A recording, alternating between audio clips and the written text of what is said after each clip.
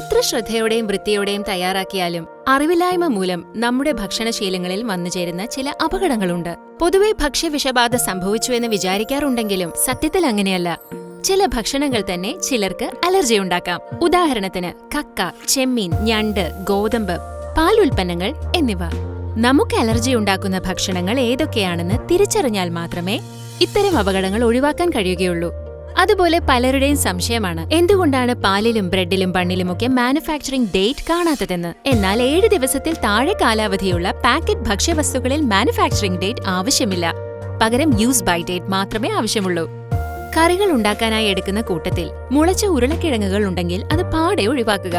മുള പൊട്ടിയ ഉരുളക്കിഴങ്ങിൽ ഉണ്ടാകുന്ന ഗ്ലൈക്കോ ആൽക്കലൈഡ് എന്ന സംയുക്തത്തിന് നമ്മുടെ ദഹന പ്രക്രിയയെയും നാഡീവ്യവസ്ഥയെയും തകർക്കാനുള്ള ശേഷിയുണ്ട്. പലപ്പോഴും മുട്ട കഴുകി ഫ്രിഡ്ജിൽ സൂക്ഷിക്കുന്ന ശീലം നമുക്കുണ്ടാകും. ഇനിയത് വേണ്ട.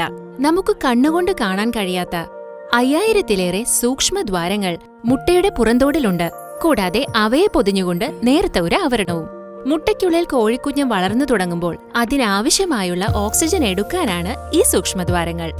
നമ്മൾ മുട്ട കഴുകുമ്പോൾ ഈ ആവരണം പൊട്ടുകയും വായുവുമായുള്ള സമ്പർക്കം ഉണ്ടാകുന്നത് മൂലം മുട്ടയ്ക്കുള്ളിൽ അപകടകരമായ ബാക്ടീരിയകൾ ഉണ്ടാവുകയും ഇതുമൂലം മുട്ട എളുപ്പത്തിൽ കേടാവാനുള്ള സാധ്യതയുണ്ട്. ഇത്തരം മുട്ടകൾ കഴിക്കുന്നത് ഭക്ഷ്യവിഷബാധയ്ക്ക് കാരണമാകാം. കുട്ടികളെ പോലെ മുതിർന്നവരും ഒരുപോലെ ഇഷ്ടപ്പെടുന്ന ഒരു ഭക്ഷണമാണ് ഐസ്ക്രീം. എന്നാൽ നമ്മൾ വാങ്ങിക്കഴിക്കുന്ന എല്ലാം ഐസ്ക്രീം തന്നെയാണോ? ഐസ്ക്രീമിന്റെ രുചിയും ടെക്സ്ചറും ഫ്ലേവറുമുള്ള മറ്റൊരു ഉൽപ്പന്നമാണ് ഫ്രോസൺ ഡെസേർട്ട്. ഐസ്ക്രീമിന് പാലാണ് പ്രധാന ചേരുവയെങ്കിൽ ഫ്രോസൺ ഡെസേർട്ടിൽ വെജിറ്റബിൾ ഓയിലും മിൽക്ക് പൗഡറുമാണ്. കൊഴുപ്പിന്റെ അളവ് കൂടുതലായതുകൊണ്ട് തന്നെ ആരോഗ്യ പ്രശ്നങ്ങൾ ഉണ്ടാകാനുള്ള സാധ്യതയും കൂടുതലാണ്. അടുത്ത വട്ടം വാങ്ങുമ്പോൾ അത് ഐസ്ക്രീം തന്നെയാണെന്ന് ലേബല് നോക്കി ഉറപ്പുവരുത്താൻ മറക്കണ്ട.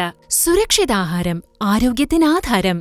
പൊതുജന താൽപര്യാർത്ഥം ഫുഡ് സേഫ്റ്റി ഡിപ്പാർട്ട്മെന്റ്, ഇടുക്കി.